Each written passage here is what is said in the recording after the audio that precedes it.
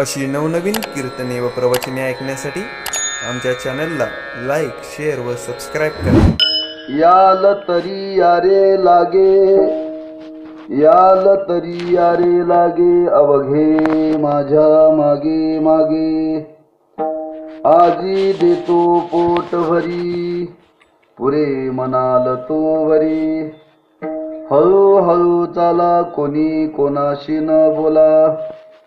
आजी देतो पोट भरी, पुरे म्हणाल तो वरी. तुका म्हणे सांडा घाटे, तुका म्हणे सांडा घाटे, तेने नका भरू पोटे. आजी देतो पोट भरी, पुरे म्हणाल तो वरी. पांडुरंगा करू प्रथम नमन, करू प्रथम नमन, प्रथम नमन.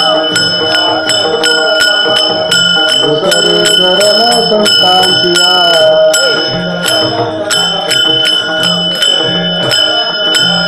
त्यांच्या कृपादाने कथेचा विस्तारू, त्यांच्या कृपादाने कथेचा विस्तारू. बाबाजी सद्गुरुदास तुका,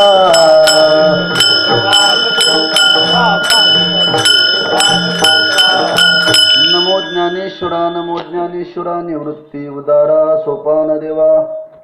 नमो मुक्ताबाई त्रिभुवन पावनी, आद्यत्रे जननी देवाची. नमो सद्गुरु तुकया ज्ञानदीपा, नमो सद्गुरु सच्चिदानंद रूपा. नमो सद्गुरु भक्त कल्याण मूर्ती, नमो सद्गुरु भास्करा पूर्ण कीर्ती. श्री संताची माता चरणावरी, साष्टांग हे करी दंडवत. याल तरी यारे लागे, अवघे माझ्या मागे मागे. आज देतो पोट भरी, पुरे म्हणाल तो वरी. सेवेकरता घेतलेला अभंग श्रीमंत जगद्गुरु श्री तुकोबारायांचा असून त्या अभंगाच्या द्वारे जगद्गुरु श्री तुकोबाराय श्रीकृष्ण परमात्मा आणि गोपाळ या दोघांचा संवाद आणि त्या संवादाचं वर्णन करणारा असा अभंग आहे की गोपाळ भगवंताकडे ब्रह्मरसाचं भोजन मागण्याकरता गेलेले. पण गोपाळांना माहिती होतं फक्त खाऊ घालण्याचा अधिकार देवाचा आहे. देवाशिवाय आपल्या जीवनामध्ये तृप्ती प्राप्त होणार नाही. मग सर्व गोपाळांनी देवाकडे मागणं केलेल्या, देवा आमची इच्छा आहे की आम्हाला मिळावं आणि ते कसं मिळावं, पोटभर मिळावं. या अपेक्षेने आम्ही तुझ्याकडे आलेलो आहोत. भगवंतांनी सांगितलं, ज्या अपेक्षेने तुम्ही माझ्याकडे आलाय त्या अपेक्षेने तुमची अपेक्षा पूर्ण होईल, पण माझी पण काय अपेक्षा आहे तुमच्याकडून. काय अपेक्षा देवा तुमची? माझी अपेक्षा एवढीच आहे, माझ्या म्हणण्याप्रमाणे तुम्हाला वागावं लागेल. माझ्या म्हणण्याप्रमाणे वागाल तर तुमची अपेक्षा पूर्ण होईल म्हणजे होईल, आश्वासन नाही बरं का. अशा स्वरूपाचं चिंतन करणारा अभंग आहे. एकंदर काही अंशाने काल्याचं वर्णन करणारा अभंग आहे.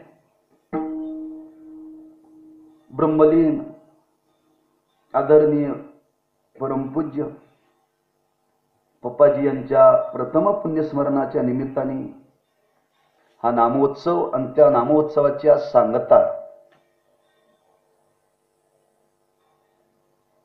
आणि आज मुख्य दिवस आहे पौष शुद्ध दशमी. या तिथीला ते ब्रह्मलीन झाले आणि त्या निमित्ताने आजचा हा सेवेचा योग, सांगतेचा दिवस. तेव्हा सांगतीची सेवा आपल्या वाट्याला आलेली आहे.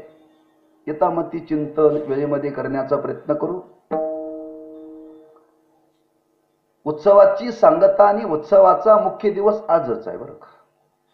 प्रश्न आहे, विचारलं महाराजांनी, काल्याचं करणार का पुण्यतिथीचं कीर्तन करणार?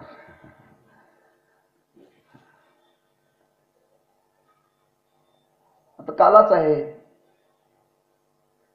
तेव्हा त्यांच्या पुण्यस्मरणाच्या निमित्ताने आपण समाधी जाऊन पुष्पवृष्टी करणार आहोत कीर्तनानंतर. पण काही अंशांनी त्यांचं वर्णन करणं कर्तव्य आहे. कारण पप्पांच्या जीवनाकडे पाहिलं असेल, काही अंशाने संबंध आला त्यांच्या जीवनाशी निगडीत होण्याचा. एक अंतर्मुख वृत्तीचं जीवन होतं बरं का.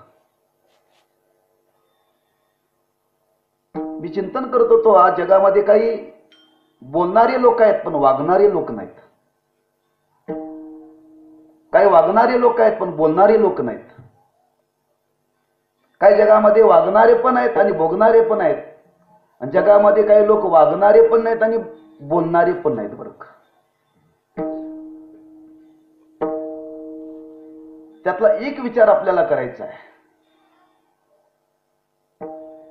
परमार्थामध्ये जे महत्व आहे ते बोलणाऱ्याला महत्व आहे का वागण्याला महत्व आहे? ह्या चार मी विकल्प आपल्या समोर मांडले. त्या चार विकल्पापैकी एक आपल्याला विचार पप्पांच्या जीवनाशी करायचा आहे. हा, बोलणं कमी होतं पण वागणं जास्त होतं. हे आज माझं प्रामाणिक मत आहे. परमार्थ करणाऱ्या लोकांनी शिकावं. आज परमार्थामध्ये पोपट वाढले. पोपट काय वाढले? म्हणजे पोपटपंची म्हणजे बोलणाऱ्या लोकांची आजही संख्या परमार्थात दिवसेंदिवस वाढत आहे, पण वागणाऱ्यांची संख्या आजही घटत आहे. हे परमार्थाच्या दृष्टीनं दूषण आहे, भूषण नाही बरं का. पण लक्षात ठेवा, अशी जरी परिस्थिती असली तरी काही अंशाने आजही असे महात्मे आहेत, ते बोलणारे नाहीत पण वागणारे आहेत बरं का. आणि त्यांच्यावरती परमार्थाची साधना चाललेली आहे.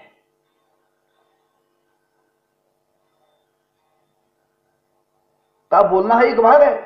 काही बोललं पाहिजे समाजाकरता, पण काय बोललं पाहिजे, किती बोललं पाहिजे याला पण मर्यादा लक्षात ठेवा. पण बोलण्यापेक्षा जीवनामध्ये ते आचरणात आणलं पाहिजे. ज्यांचा ज्यांचा संबंध पप्पांच्या जीवनाशी आला, मी बऱ्याच वेळा त्यांच्या भेटीतून पाहिलेला आहे.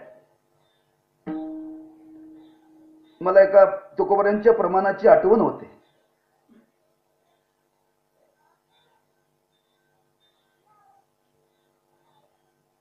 की त्यांचं जीवन पाहिल्यानंतर मला या प्रमाणाची आठवण होते. दिले संसाराशी पाणी. ही वास्तवता आहे. मला बोलवलंच कीर्तनाला, पुण्यतिथीचंच कीर्तन आहे, त्यांचं वर्णन केलंच पाहिजे या भावनेने मी वर्णन करत नाही. वास्तवता मी वर्णन करतोय बरं का. मला जे दर्शन त्यांच्या जीवनात झालेलं आहे. महाराज प्रपंचामध्ये राहत होते. जसं मी अनेक वेळा सांगत असतो, संत संसारात असतात पण संसारी नसतात बरं का. संत संसारात असतात पण संसारी नसतात. हे तुम्हाला पाहायचं असेल तर पप्पांच्या जीवनाकडे पाहायला मिळालं असेल. मी पाहिलेलं आहे. शिकण्यासारखं त्यांच्या जीवनात.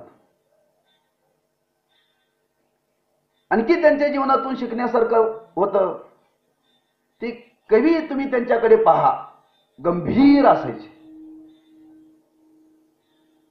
स्थिर प्रसन्नता त्यांच्या जीवनामध्ये असायची बरं का.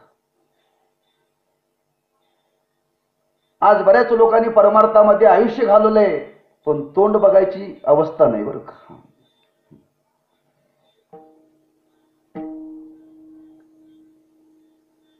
पण काहींच्या जीवनामध्ये पाहण्यामध्येच पाहणाऱ्याला वाटतं खरंच काहीतरी आहे बरं का.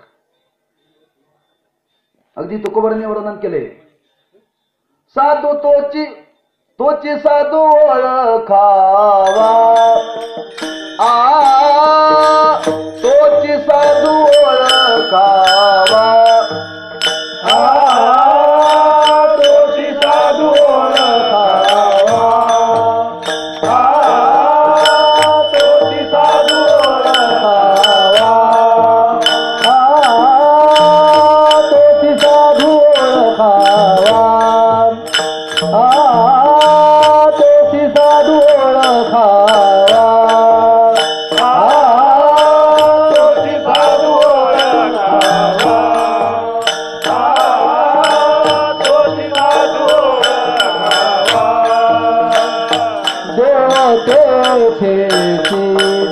जाणावा देव तेथेची जाणावा देव तेथेची जाणावा तेथी साधू ओळखावा तेथी साधू ओळखावा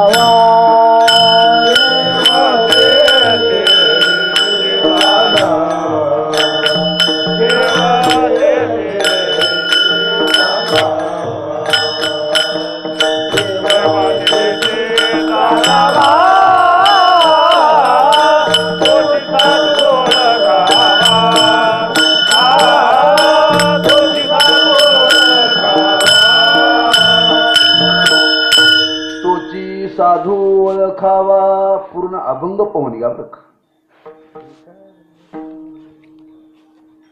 आणि पूर्ण अभंग पाहिल्यानंतर त्या प्रत्येक चरणाशी ध्रुपद लावायचं. तोची साधू ओळखावा.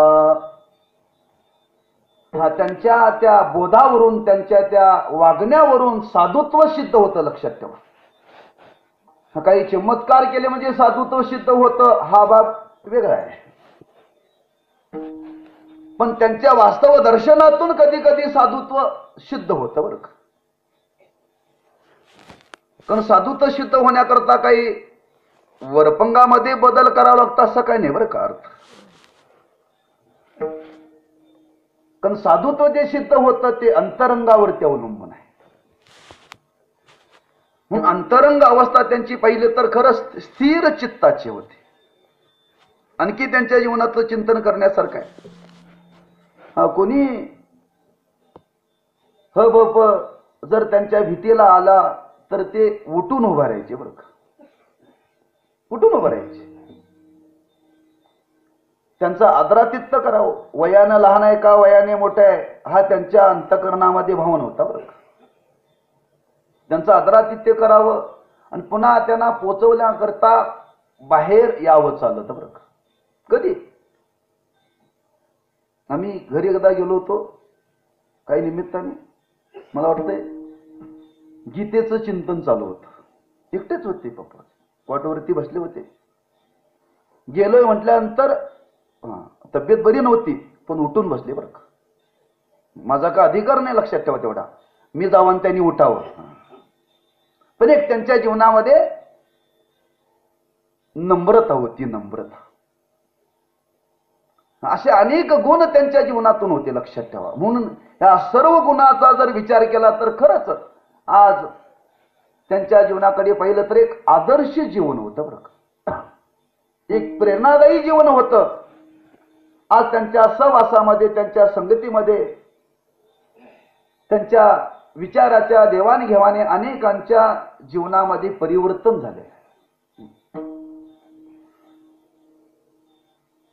कुणाचं परिवर्तन झालं? सामान्याचं परिवर्तन झालं नाही. शिक्षित लोकांचं बरं का.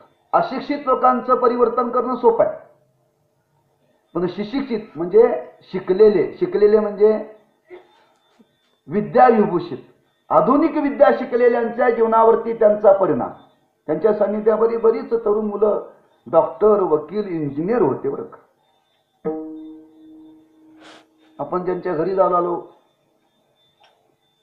प्रवचन केलं काय बसवराज नव्हे कुठची कोणचं गाव कुडची हा कुडची बसवराज. त्या मुलाकडे पाहिल्यानंतर मला फार आठवण येते. कोणाची आठवण येते? फक्त पप्पाजींची आठवण येते. हा शिकलेला मुलगा आहे तो. पण नम्रता एवढी तो कॉलेजमध्ये शिकला नाही. नम्रता लक्षात ठेवा. हा त्याच्या जीवनामध्ये जी नम्रता उतरली केवळ पप्पांच्या संगतीने. मला सांगायचा मुद्दा साधुत्व. हा शिकवल्यानंतर माणसाच्या जीवनात परिवर्तन होईला भाग वेगळा. पण त्यांच्या सहवासानी जीवनामध्ये परिवर्तन होणं एक साधूच्या जीवनातलं वैशिष्ट्य आहे बरं का. लक्षात ठेवा. म्हणून असे आजही आहेत. दुर्लभ आहेत. अगदी तुकोबरांच्या भाषेमध्ये जर बोलायला ठरलं तर कोण पुण्य कोणा गाठी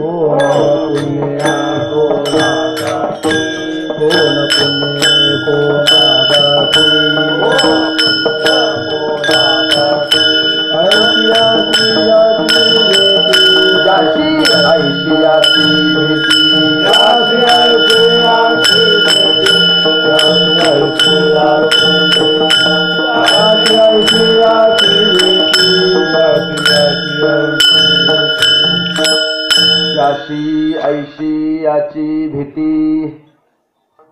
तुकोबरांनी वर्णन केलंय. पण आमचं तुमचं दुर्दैव की आम्हाला साधूचं साधुत्व कधी कळतं? साधू असताना साधूचं साधुत्व आम्हाला कळत नाही, साधू गेल्यानंतर साधूचं साधुत्व कळतं. अस्तित्वात त्यांच्या सहवासामध्ये असताना साधुत्व कळावं. त्यांनी साधुत्व प्रकट केलं नाही, साधुत्व जगासमोर सांगण्याकरता त्यांनी जीवनामध्ये साधना केली नाही, लक्षात ठेवा. पण आपलं जीवन मात्र त्यांनी परमार्थाकरता वेचलं, अंतर्मुख वृत्तीनं वेचलं. शेवटच्या क्षणापर्यंत ते आपल्या वृत्तीवरती होते बरं का, शेवटच्या क्षणापर्यंत. आणि अशी त्यांनी परमार्थाची साधना आपल्या जीवनामध्ये केली. आणि अशा या महात्म्याचं आज प्रथम पुण्यस्मरण आहे. योग आहे जीवनातला. त्यांच्या उत्तर कार्यालाही सेवा करण्याचा योग आला आणि पुण्यतिथीलाही सेवा करण्याचा योग आला. मी सांगितलं होतं माझा कोणताच दिवस रिकामा नाही 7 दिवसापैकी.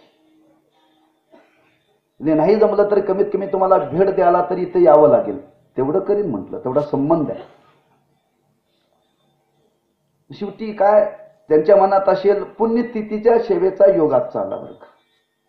काय ध्यानी मनी काही नव्हतं, पण योग आहे जीवनातला. आणि हा आजचा त्यांचा मुख्य दिवस, त्या पुण्यतिथीच्या निमित्ताने हा गेली 7 दिवस या ठिकाणी आपण त्या निमित्ताने केलेलं नामचिंतन आहे, काही पारमार्थिक चिंतन केलेलं आहे. आणि त्या चिंतनाचा समारोप आहे. तेव्हा आपल्या वारकरी संप्रदायाचं दंडक आहे की समारोप म्हटला की काल्याच्या कीर्तनाने. तेव्हा काल्याचं कीर्तन म्हटलं की त्या काल्याच्या कीर्तनाची काही बंधन आहेत. त्या गोकुळातलं वर्णन करावं, काल्याचं वर्णन करावं, त्या गोकुळामध्ये असणारी गोपाळ, गायी, वेणू, गोपिका, तिथला खेळ, या सर्व गोष्टीचं वर्णन करावं. किंवा त्या भगवंताच्या भक्तीमध्ये रंगलेल्या त्या भक्तीच्या स्वरूपाचं वर्णन करावं, असा काल्याचा विधी आहे. त्याला अनुसरून मी अभंग निवडलेल्या परिचयाचा अभंग आहे. निवडण्याचं थोडंसं कारण आहे, या प्रसंगाला अनुसरून मी थोडासा हा काल्याचं वर्णन करणारा मी अभंग निवडलेला आहे. कारण प्रसाद म्हटलं की प्रसाद हा देव आणि संत यांच्या सानिध्यामध्येच मिळतो बरं का. बाकी कोणाच्या सानिध्यामध्ये प्रसाद मिळत नाही, लक्षात ठेवा. किंवा प्रसाद वाटण्याचा अधिकार देव आणि संत यांनाच आहे. प्रसादामध्ये तृप्ती आहे, नुसती तृप्ती नाही, त्याला शास्त्रामध्ये निरंकुशा तृप्ती म्हणतात. आणि ती निरंकुशा तृप्ती जर जीवनामध्ये प्राप्त व्हावी असं जर वाटत असेल तर आपल्या जीवनामध्ये एक देव तरी प्रसन्न झाला पाहिजे, नाहीतर संत तरी प्रसन्न झाले पाहिजे. त्याशिवाय जीवनामध्ये होऊ शकत नाही. तुकोबांनी स्वतःचा अनुभव सांगितला. जन्मा आलो त्याचे आजी फळ झाले साची, तुम्ही सांभाळिली संती भय निरसली कंती. कृतकृत्य झालो ओ कृतकृत्य झालो कृतकृत्य झालो कृतकृत्य झालो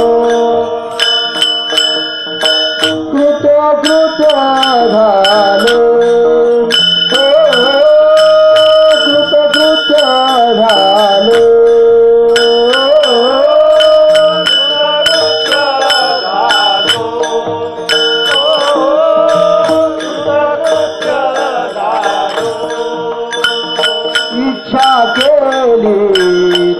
पावलो इच्छा केली ते पावलो इच्छा केली ते पावलो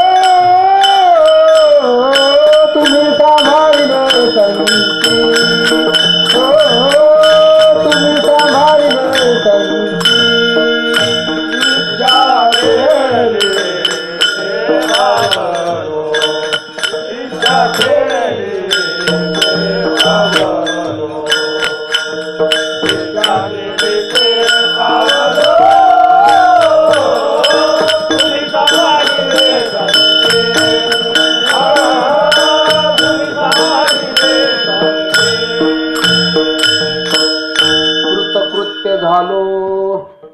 इच्छा केली ते पावलो. इथं निरंकुशा तृप्तीचं वर्णन केले तुकोबारांनी बरं का. हा, संतांच्या कृपेशिवाय वा देवाच्या कृपेशिवाय जीवनामध्ये निरंकुशा तृप्ती प्राप्त होऊ शकत नाही. पण दोघांची भेट होण्याकरता पुण्यच लागतं बरं का. हा, दोघांची कृपा व्हायची म्हणजे ते भेटले पाहिजेत. ते भेटण्याकरता पुण्य पाहिजे. देव भेटण्याकरताही पुण्य लागतं आणि संत भेटण्याकरता सुद्धा पुण्य लागतं. हा, काहींच्या जीवनामध्ये देव भेटला तर काहींच्या जीवनामध्ये संत भेटले. मग अशी बोलता बोलता थोडा विषय झाला. अनेक थोर विद्वान मंडळींची कीर्तन झाली.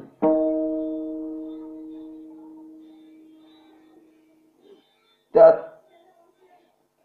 हरिभक्तपरायण वक्ते बाबांचं कीर्तन झालं.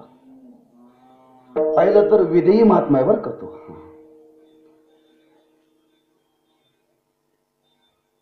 कीर्तन त्यांची वाळवंटात असतात. ते बसल्यानंतर कपडे काढून टाकतात अंगातली कीर्तनाला बसल्यानंतर बरं का. फेटा सुद्धा ठेवत नाही. पण एकदा त्यांनी इतके विद्यार्थी तयार केले. त्यांच्यासारखं पंढरपुरामध्ये आजपर्यंत ज्ञान वितरणाचं कार्य कोणी केलं नाही. चातुर्मास बरं का. आणि ते कसं दिले संसाराशी पाणी.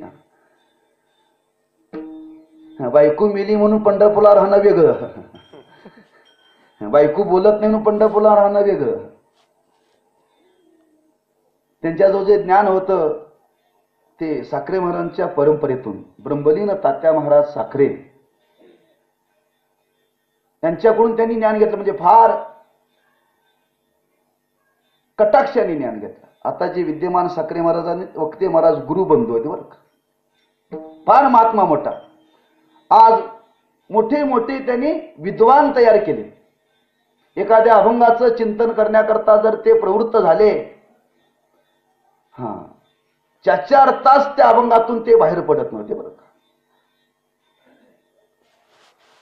पण आता वय झालेलं आहे आणि त्यांच्या अंतकरणामध्ये एक धर्माची फार तळमळ आहे. त्यांच्यावरती एवढे खटले ते म्हणजे मी कोणाच्या बापाला भेट नाही बरं का. आणि त्या तळमळीमध्ये जर ते धर्माचं वर्णन जर करायला गेले तर 4 तास ते जाग्यावरती येत नाहीत बरं का. ही अवस्था इथं झाली तेव्हा गैरसमज करून घेऊ नका. इथं आले हेच मोठं भाग्य बरं का. इथं आले हेच मोठं भाग्य. त्यांनी कधी आपल्या आयुष्यामध्ये मानाची धनाची अपेक्षा कधीच केली नाही. मला सांगायचं आहे संतत्व त्यांच्या राहण्यावरून कधीच संतत्व सिद्ध होत नाही. त्यांनी 8 पाठ घ्यावे चातुर्मासात. किती? 8 चातुर्मासामध्ये. सकाळी 4 पाठ आणि दुपारी 4 पाठ. आणि ते कशाचे? ज्ञानेश्वरीचे नव्हे. जेवढे वेदांतातले ग्रंथ आहेत त्या सर्व ग्रंथाचं चिंतन त्यांनी शिकवलं अनेकांना बरं का. आज आपल्याकडे आपल्या भागात येतात तुंतुनी महाराज. बरंच त्यांनी वक्ते महाराजांच्याकडून ग्रहण केलेलं, अध्ययन केलेलं.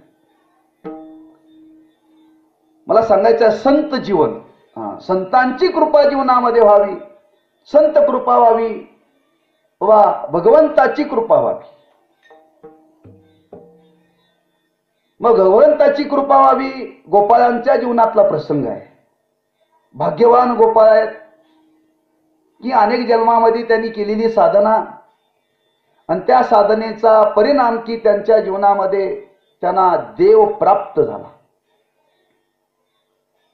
देव प्राप्त झाल्यानंतर त्या गोपाळाने विचार केला आमचं अनंत जन्माचं पुण्य आहे की आपल्याला देव भेटलेला आहे, तेव्हा आपण संधी सोडायची नाही. ज्यावेळी त्या गोपाळांना कळालं की देव गोकुळामध्ये अवतीर्ण झालेला आहे, आपण त्या देवाच्या सानिध्यामध्ये जावं आणि सानिध्यामध्ये जाऊन त्या देवाकडे आपण एक सांगावं, देवा आतापर्यंत आम्ही अनेक जन्म घेतले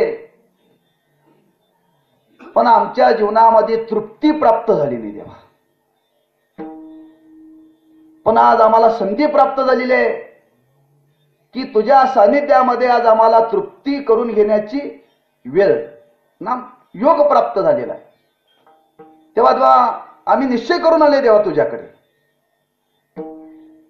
का अनेक जन्माची केलेली साधना आहे आणि त्या साधनेचा परिणाम की आज आम्हाला तुझं दर्शन झालेलं आहे. नुसतं दर्शन नाही, सहवास, संगती लाभलेली आहे. ज्यार्थी तुझी संगती लाभलेली आहे, तुझ्या संगतीमध्ये आम्ही ठरवलंय काय नाही,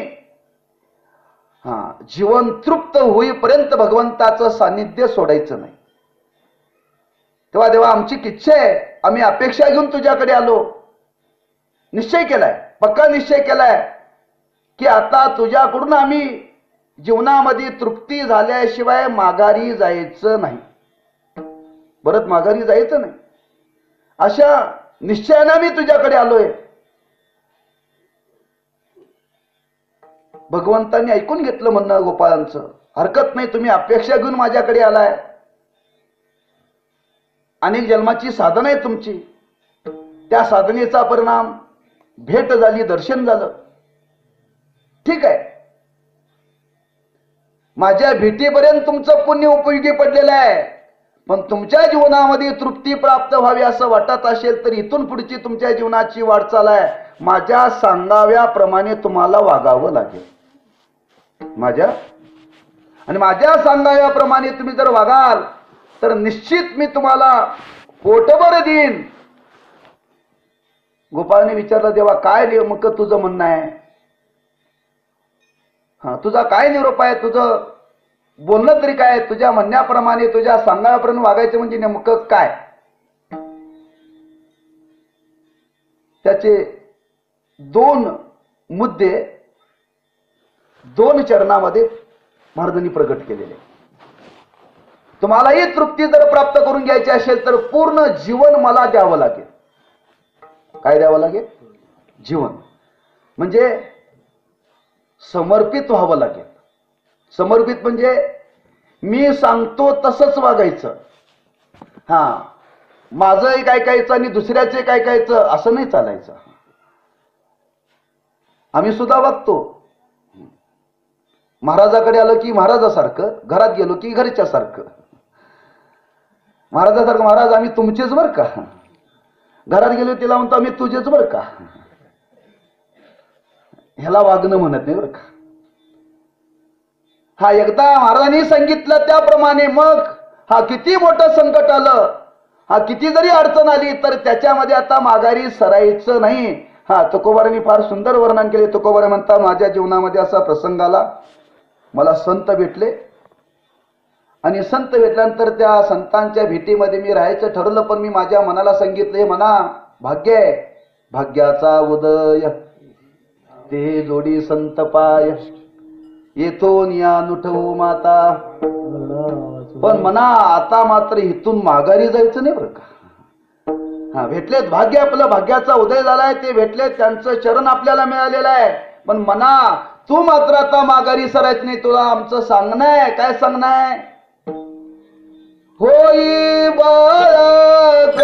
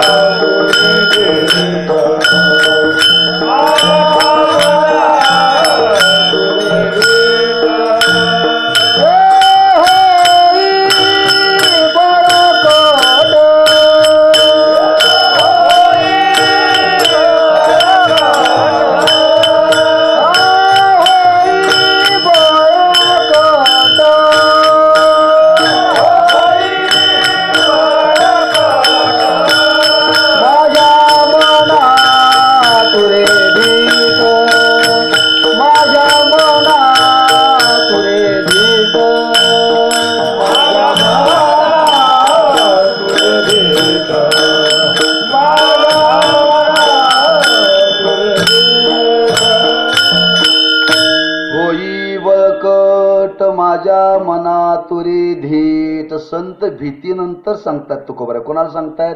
जनाला नाही, स्वतःच्या मनाला. भेटीच्या अगोदरची अवस्था नाही, भेटीच्या नंतरची आहे. आता भेटलेले आहेत, आता मात्र यांचे चरण सोडायचे नाहीत. कुठपर्यंत? मरणा वाचुनी, आयुष्याचा शेवट होईपर्यंत, किंबहुना मरणा वाचुनी म्हणजे जन्म मरणाचं दुःख जोपर्यंत निवृत्त होत नाही तोपर्यंत यांचे चरण सोडायचे नाही. निवृत्ती सुख दुःखाची 2-3 अर्थ आहेत त्याचे. पण निश्चय होई बळकट. तसं भगवंत त्या गोपाळांना सांगताय, ठीक आहे भेट झाली, तुम्ही इच्छा घेऊन माझ्याकडे आला, मी तुम्हाला देणार. देणार म्हणजे देणार. पण ज्या अर्थी माझी भेट झालेली त्या अर्थी तुम्हाला मिळाल्यासारखंच आहे, मिळाल्यासारखंच आहे. पण पुरतं मात्र जीवनामध्ये निश्चय केला पाहिजे. आणि तो निश्चय म्हणजे माझ्या म्हणण्याप्रमाणे तुम्हाला वागावं लागेल. आणि माझ्या म्हणण्याप्रमाणे जर वागाल तर देवाने सांगितलं, आजी देतो पोट भरी, आजी देतो पोट भरी, आजी देतो पोट भरी, आजी देतो पोट भरी, आजी देतो पोट भरी, आजी देतो पोट भरी, आजी देतो पोट भरी, आजी देतो पोट भरी, आजी देतो पोट भरी, आजी देतो पोट भरी. पुढे म्हणाल तोरी, पुढे म्हणाल तोरी, पुढे म्हणाल तोरी, आजी देतो पोट भरी, आजी देतो पोट भरी. पुढे पुढे म्हणाल तोरी, पुढे म्हणाल तोरी, आजी देतो पोट भरी, आजी देतो पोट भरी, आजी देतो पोट भरी. पुरे म्हणाल तोवरी. पुरे म्हणजे तृप्ती, निरंकुशा तृप्तीला प्राप्त होईपर्यंत देण्याची जबाबदारी माझ्यावरती. जसं गुरुवारी साखरे मला सांगत असतात, तुम्हाला समजेपर्यंत शिकवण्याची जबाबदारी माझ्यावरती, पण आयुष्यात विसरायचं नाही, जबाबदारी तुमची. जोपर्यंत तुम्हाला कळत नाही तोपर्यंत किती वेळ लागला तरी चालेल, पण शिकवण्याची जबाबदारी. पण एकदा शिकवलं की पुन्हा विसरायचं नाही. ही जबाबदारी कोणाची? विद्यार्थ्याची. तसं भगवंतांनी सांगितलं, आजी देतो पोट भरी, पुरे म्हणाल तोवरी. पण हे कधी? अवघे माझ्या मागे मागे, माझ्या मागे यावं लागेल. तुझ्या मागे यावं लागेल म्हणजे देवा तू कुठेही जाशील. अरे देवा, गोपाळून तसा त्याचा अर्थ नाही. माझ्या मागे मागे म्हणजे माझ्या म्हणण्याप्रमाणे तुम्हाला वागावं लागेल. देवा नेमकं म्हणणं तरी काय तुझं? एकच म्हणणं आहे. तुम्हाला हे जर ब्रह्मरसाचं भोजन हवं असं वाटत असेल तर याच्याकरता तुम्ही अंतर्मुख झालं पाहिजे. काय झालं पाहिजे? अंतर्मुख. अंतर्मुख झाल्याशिवाय हे पचत नाही बरं का. अंतर्मुख झाल्याशिवाय पचत नाही. ब्रह्मज्ञान आपण म्हणतो, पचण्याकरता अधिकार लागतो. लक्षात ठेवा. म्हणजे अंतःकरणाची शुद्धी असावी लागते.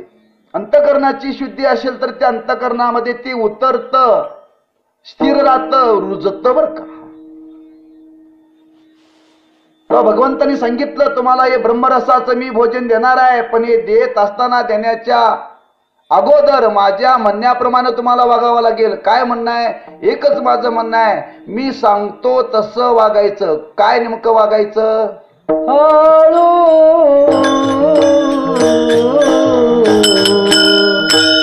हळू हळू चाला, हळू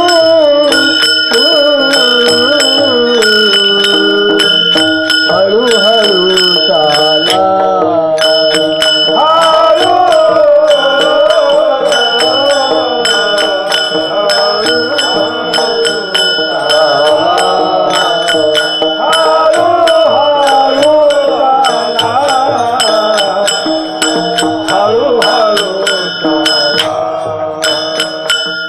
कोणी कोणाशी न बोला,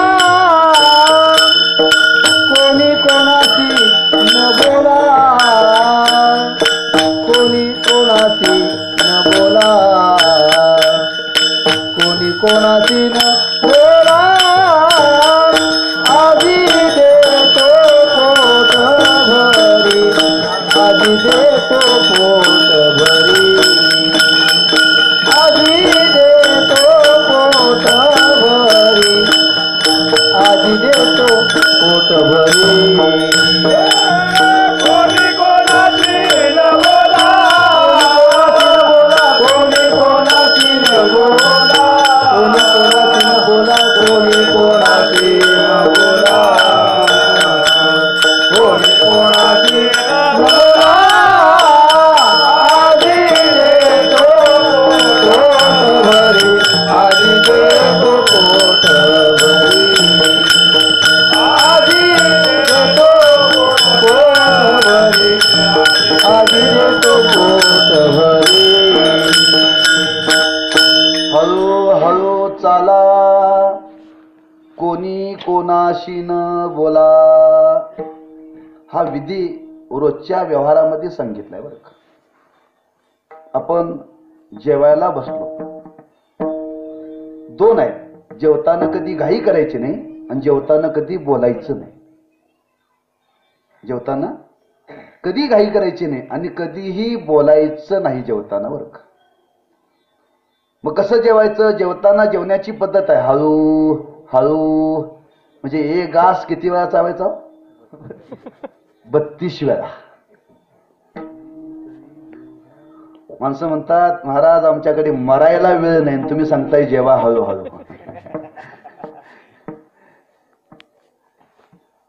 हा, जो विधी सांगितलाय तो विधी जर तुम्ही जीवनामध्ये पाळला ना, तुमचं आरोग्य कधीच बिघडणार नाही, कधीच बिघडणार नाही बरं का.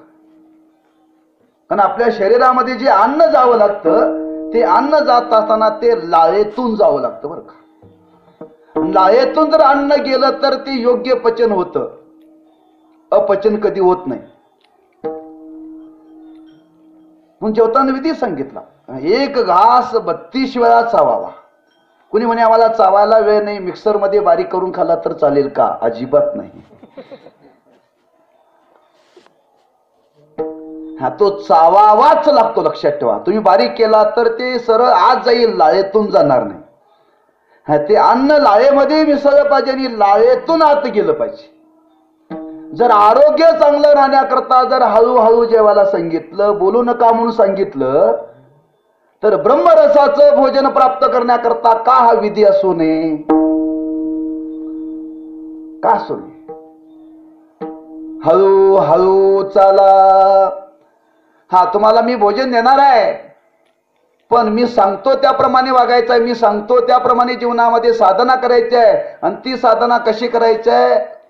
हळू करायची आहे. घाई करायची नाही बरं का. साधू संतांनी वर्णन केले, परमार्थाला लागण्याची घाई करा, पण परमार्थात आल्यानंतर घाई करू नका.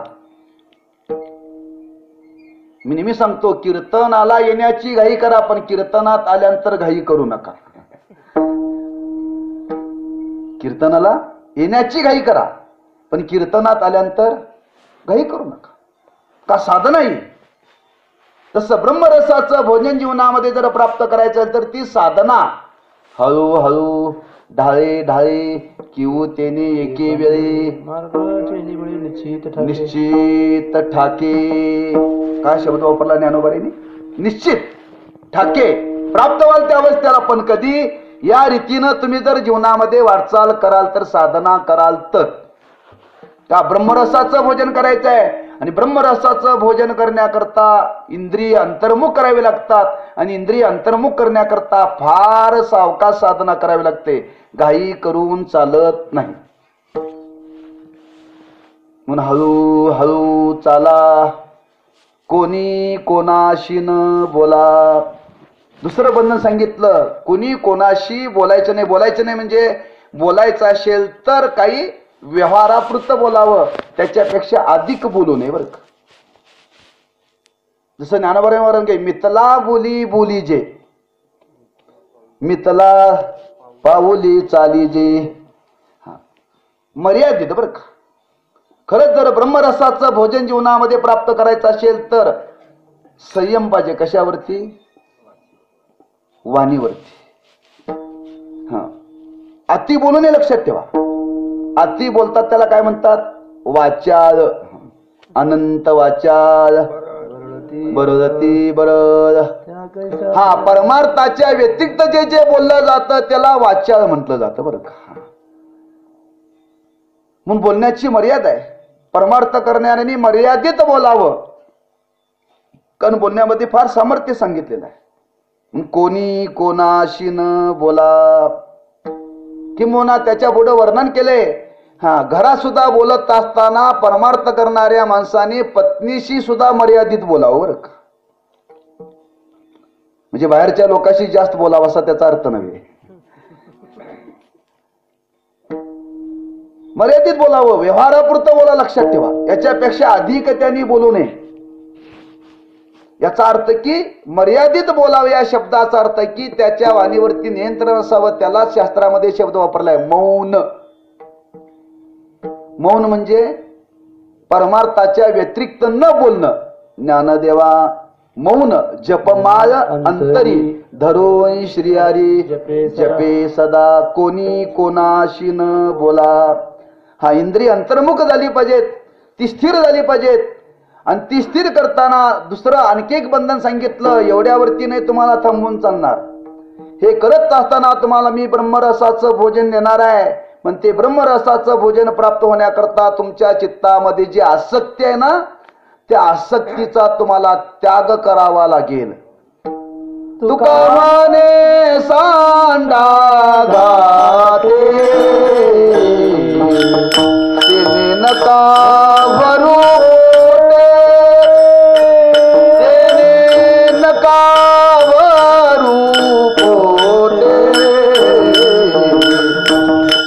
नका भरू पोटे.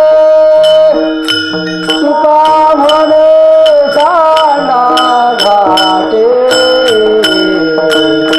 तिने नका भरू पोटे. तिने नका भरू पोटे. तिने नका भरू पोटे.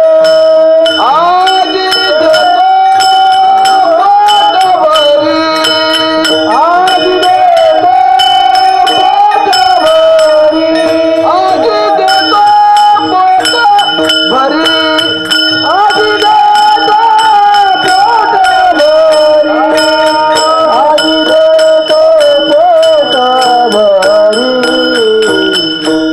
पुरे म्हणाल ते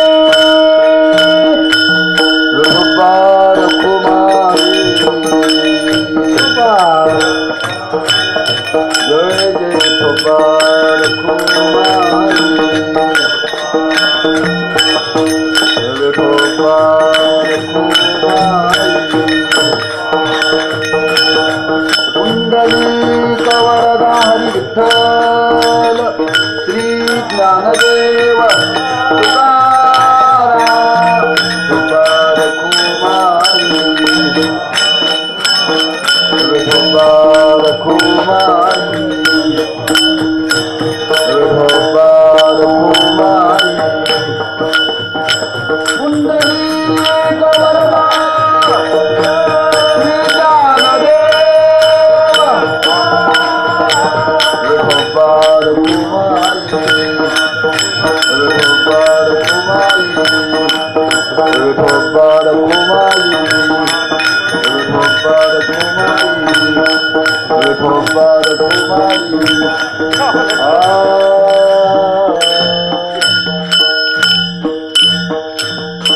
ये तसे चरित्र केले नारायणे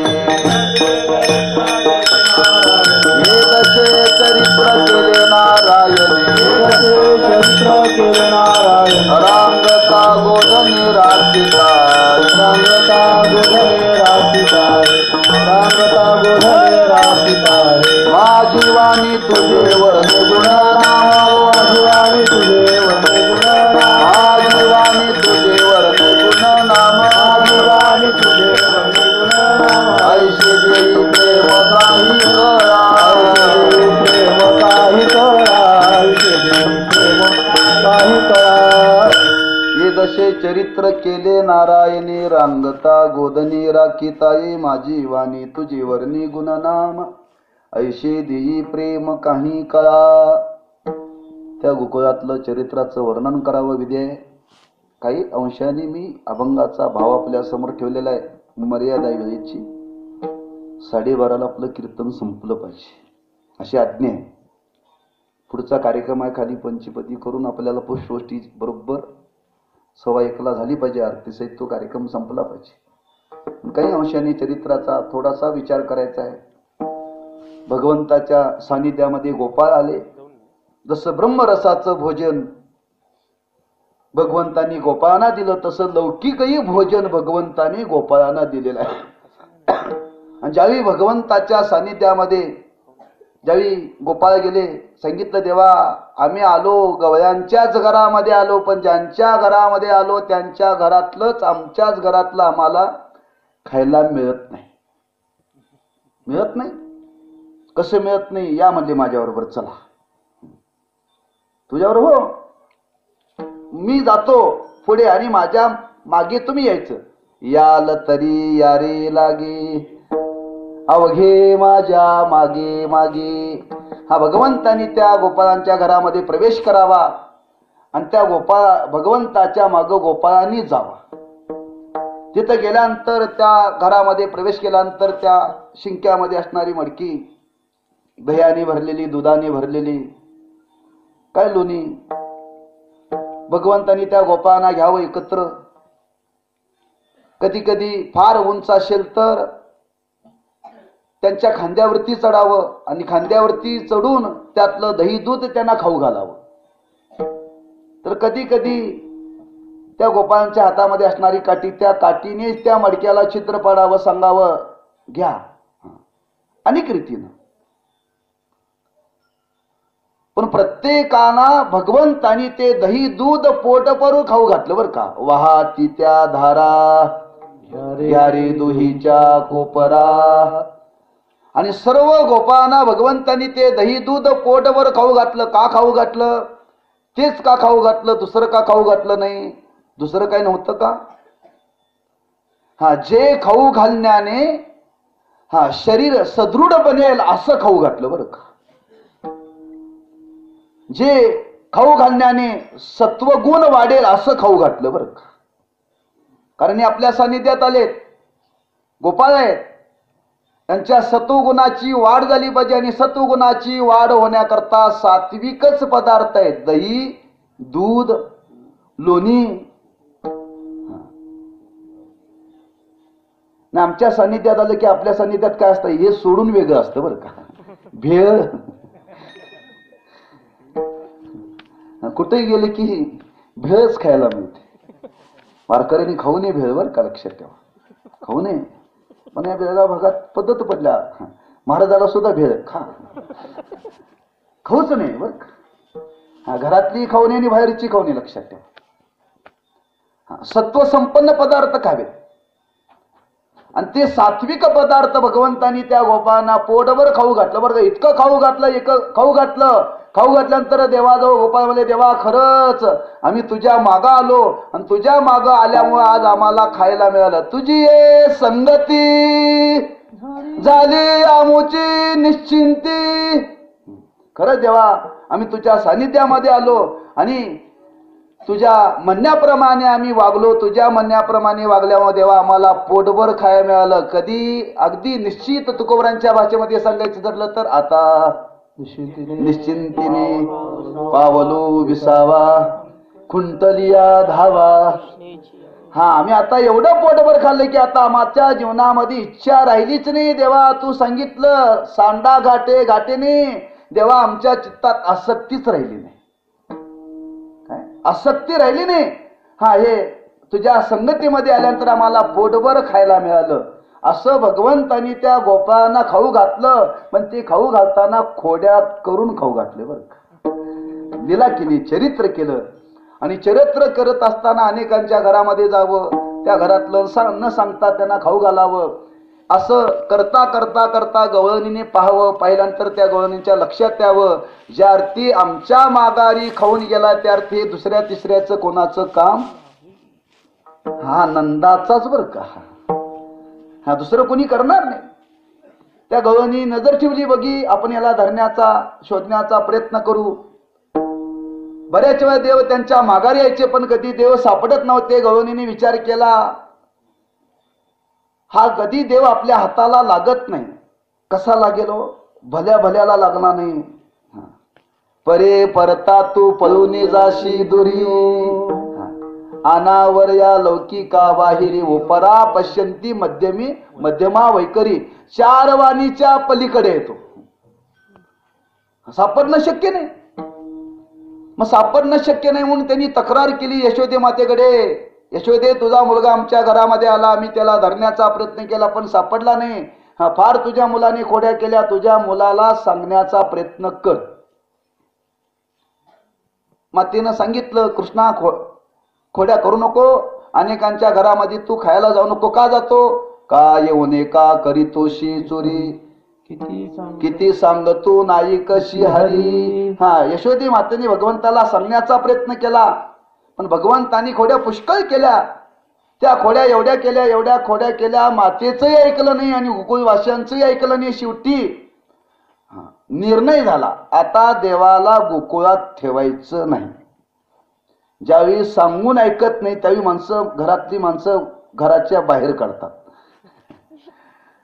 हे लक्षात ठेवा. देवाला जर घरातून बाहेर काढलं, गावातून जर बाहेर काढलं, जर मनाच्या विरुद्ध वागलं तर आमची तुमची काय कथा. तेव्हा सर्व गवळणी यशोदी मातेकडे आल्या. सांगितलं, काय नाही. म्हटले हरकत नाही, तुमच्या म्हणण्याप्रमाणे मी आता कृष्णाला गावात ठेवत नाही. कृष्णा तू आता गावात राहायचं नाही, तू गावाच्या बाहेर जायचं. म्हणजे कुठं जायचं? गायी राखायला.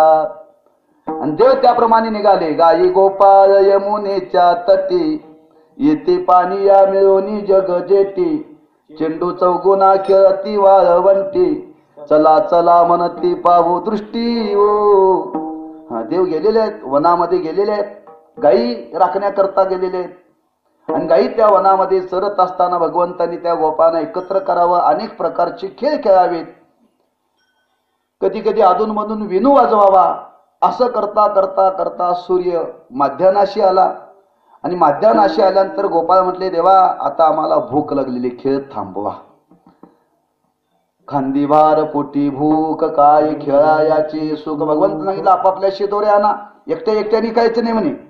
प्रत्येकाने आपापल्या शिदोऱ्या आणा, माझ्याजवळ त्या, आणि मी दिल्यानंतर तुम्ही खायचं. बरं का, पूर्वी आश्रमामध्ये नियम होता, मधुकरी आणायची आणि ती इंद्रायणीमध्ये बुडवायची आणि ती गुरूंच्या समोर ठेवायची आणि त्यांनी खा म्हटलं तर खायचं. बरं का, अवघड आहे. असं ठेवलं तर आज कुणीच राहण्याचं नाही आळंदीत. बरं का, आता आळंदीत राहण्यात काहीच पुरुषार्थ नाही, लक्षात ठेवा. मला वाटतंय घरी परमार्थ आळंदीपेक्षा आज चांगला होतोय. आज सगळं प्रदूषण निर्माण झाले आळंदीमध्ये. पण ज्ञानोबरांची भूमी आहे, पुण्यभूमी आहे, मात्र लक्षात ठेवा बरं का. असो, ते माधुकरी आणायची आणि ती कशी 5 किलोमीटर पायी जायचं, 5 किलोमीटर पायी यायचं, डोक्यावरून आणायची, पायामध्ये वाहना घालायच्या नाही. आणि त्या काळामध्ये खडीचे रस्ते, डांबरी नव्हते. आणि ती मागून आणल्यानंतर इंद्रायणीमध्ये बुडवायचे आणि त्यांच्या समोर ठेवायचे आणि त्यांनी खा म्हटल्यानंतर खायचं अवघड आहे. तेव्हा भगवंतांनी सांगितले शिदोऱ्या आणा आणि माझ्या ताब्यात द्या. सर्वांच्या शिदोऱ्या भगवंतांनी घेतल्या, एकत्र केल्या आणि एकत्र केल्यानंतर आता देव देणार, सगळे देवाच्या हाताकडे बघतायत. देव आम्हाला देतोय, प्रत्येक जण पसरलेले. आणि असा तो सर्वांच्या गोपाळांच्या शिदोऱ्या एकत्र केला आणि एकत्र करून जो केलेला प्रसाद त्याला म्हणतात काला, तो दही भाताचा काला. आणि तो दही भाताचा काला भगवंतांनी सर्वांना प्रसाद म्हणून तिथं वाटला बरं का. हा लौकिक काला आहे. आजी घ्या रे दही भात आम्हा देतो पंढरीनाथ. त्या भगवंतांनी तो काल्याचा प्रसाद सर्वांनी दिला आणि त्याही सुद्धा त्या गोपाळांच्या मुखातून उद्गार आले, पुरे, आमची तृप्ती झाली बरं का. आणि असा तो काल्याचा प्रसाद ज्यावेळी गोपाळांना प्राप्त झाला तेव्हा देवादेवांनी पहिला आपल्याला मिळेल का, आपल्याला मिळा म्हणून देव काल्याचे आशेने त्या यमुनेच्या डोहामध्ये मासे झाले. पण त्यांना तो काल्याचा प्रसाद दिला नाही का. काल्याचा प्रसाद सेवन करण्याकरता भक्त व्हावं लागतं, देवाचं अंकित व्हावं लागतं. मी सांगितलं, एक संत आणि देव यांच्याकडूनच तो प्रसाद मिळतो आणि त्यांच्याकडून मिळण्याकरता त्यांना समर्पित व्हावं लागतं. गोपाळ समर्पित होते म्हणून त्यांना दिला. म्हणून त्या देवाधिकांनी खाण्याचा प्रयत्न केला पण त्यांना मिळाला नाही का. तो दुर्लभ आहे. उच्चिष्टचे नलभे देवा ते सदैवा गोवळ्या. त्या गोळ्याना दिसायला कशी होती, गवळीयाची ताक पिरे काय पोरे चांगली. वरून पाहिलं तर शेंबडे होते, लंगुट्या होत्या, अंघोळ कधी साबण लावलेला नव्हता, साबणच नव्हता. घाणेरडी होती वरपंगाने, पण आतली अवस्था पाहिली तर शुद्ध चित्त होतं. आज आमचं वरून चांगलं आहे पण आतून चांगलं नाही बरं का. आणि असा त्या गोपाळांचा अधिकार आहे. त्या गोपाळांना भगवंतांनी तो काल्याचा प्रसाद दिला. जो काल्याचा प्रसाद भगवंताने गोपाळांना दिला तोच काल्याचा प्रसाद आम्हा तुम्हाला मिळावा असं वाटत असेल तर तुकोबाराय म्हणतात संतांच्या जवळ जा. आणि संतांच्या जवळ तुम्ही जर गेला तर निश्चित तुम्हाला तो काल्याचा प्रसाद काही न करता त्यांच्या सहवासामध्ये गेल्यानंतर तो तुम्हाला मिळेल. तुका म्हणे काला वैकुंठी दुर्लभ. तुका म्हणे काला वैकुंठी दुर्लभ. तुका म्हणे काला वैकुंठी दुर्लभ. तुका म्हणे काला वैकुंठी दुर्लभ. विशेष हा लाभ संत संगे. विशेष हा लाभ संत संगे. नंदनते आई नगेंद्रे नंदनते आई. विशेष लाभ संत संगे. विशेष लाभ संत संगे. ननगेंद्रे नंदनते आई ननगेंद्रे नंदनते आई. ज्ञानेश्वर माऊली ज्ञानराज माऊली तुकाराम. ज्ञानेश्वर माऊली ज्ञानराज माऊली जय जय ज्ञानेश्वर माऊली ज्ञानराज माऊली तुकाराम. ज्ञानेश्वर माऊली ज्ञानराज माऊली. जय जय ज्ञानेश्वर माऊली ज्ञानराज माऊली तुकाराम. माऊली ज्ञानराज माऊली. जय जय ज्ञानेश्वर माऊली ज्ञानराज माऊली तुकाराम. ज्ञानेश्वर माऊली ज्ञानराज माऊली. जय जय ज्ञानेश्वर माऊली ज्ञानराज माऊली तुकाराम. ज्ञानेश्वर माऊली ज्ञानराज माऊली.